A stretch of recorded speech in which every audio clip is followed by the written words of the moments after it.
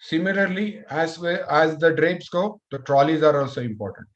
So for draping the trolleys, we can use a plastic sheet that is covering the entire trolley, making sure the length of the plastic sheet is more than the width and length of the trolley, and it is covering the ends as well.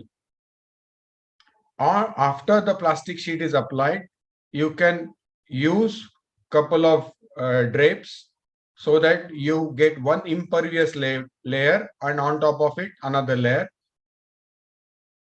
This is a second way to drape the trolleys. The initially you have seen we have used a single drape to cover the all four corners.